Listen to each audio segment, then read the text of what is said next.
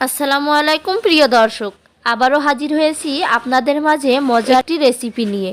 আজকের রেসিপিতে আছে পাঙ্গাস মাছের ভুনা। আজকে আমি পাকা টমেটো দিয়ে পাঙ্গাস মাছ ভুনা করে আপনাদের মাঝে শেয়ার করেছি। যারা পাঙ্গাস মাছ খেতে পছন্দ করেন না তারা এই রেসিপিটা দেখলে আশা করছি পাঙ্গাস মাছ খেতে পছন্দ করবেন। আর আমার এই ভিডিওটি দেখার আগে আপনাদের কাছে একটি অনুরোধ করে রাখছি, অবশ্যই আমার চ্যানেলটি সাবস্ক্রাইব করবেন, একটি লাইক দিবেন প্লিজ।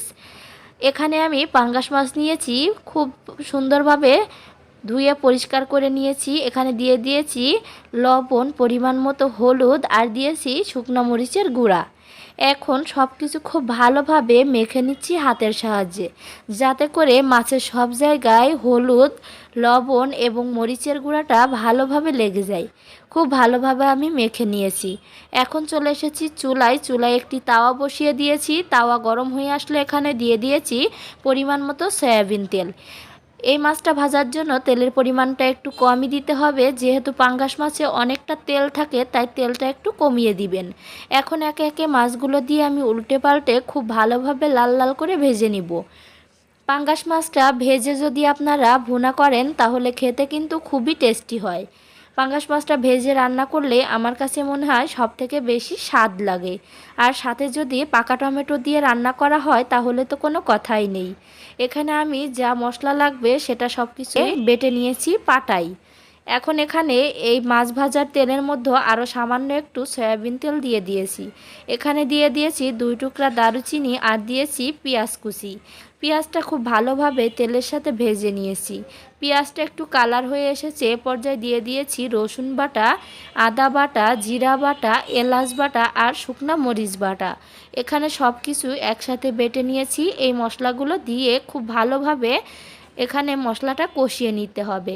সামান্য একটু পানি দিয়ে খুব ভালোভাবে মশলাটা আমি কষিয়ে নিয়েছি চুলার আঁচ মিডিয়ামে রেখে। এখন এখানে দিয়ে দিয়েছি 1 চা চামচ হলুদের গুঁড়া আর স্বাদ মতো লবণ। এখন আবারও খুব ভালোভাবে এই মশলাটা কষিয়ে নিচ্ছি। এখন এখানে দিয়ে দিচ্ছি পাকা টমেটোটা আমি কেটে ধুয়ে পরিষ্কার করে নিয়েছি। এখন এই টমেটোটা এই মশলার সাথে খুব ভালোভাবে আবারও মিশিয়ে নিচ্ছি।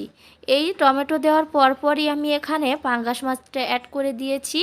এখন এই পাঙ্গাস মাছ আর টমেটো খুব ভালোভাবে মিশিয়ে চুলার আঁচ মিডিয়ামে রেখে প্রায় 4 থেকে 5 মিনিট কষিয়ে নিতে হবে, যাতে করে টমেটোগুলো খুব সুন্দরভাবে সেদ্ধ হয়ে যায় আর মাছের ভিতরে খুব ভালোভাবে মশলা ঢুকে যায়।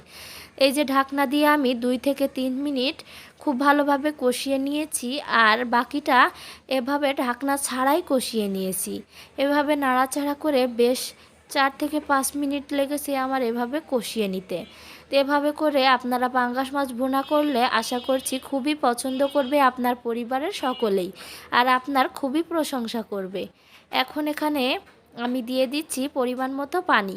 পানির পরিমাণটা একটু বুঝে দিবেন, যদি আপনারা ঝোল রাখতে চান তাহলে বেশি করে দিবেন। আমি যেহেতু এখানে পাঙ্গাস মাছের ভুনা করব, তাই এখানে আমি অল্প পরিমাণে পানি দিয়ে ঢাকনা দিয়ে ঢেকে 2 থেকে 3 মিনিট রান্না করে নিয়েছি। 2 থেকে 3 মিনিট পর আবারও নাড়াচাড়া দিয়ে সব কিছু খুব ভালোভাবে মিশিয়ে দিচ্ছি। তো দেখুন কতটা সুন্দর হয়েছে আমার আজকের এই পাঙ্গাস মাছ ভুনার রেসিপি। এভাবে যদি রেসিপি করেন তাহলে আশা করছি আপনাদের বাসার বাচ্চারাও খুবই পছন্দ করবে। এখন এখানে শেষ মুহূর্তে দিয়ে দিচ্ছি ধনিয়া পাতা।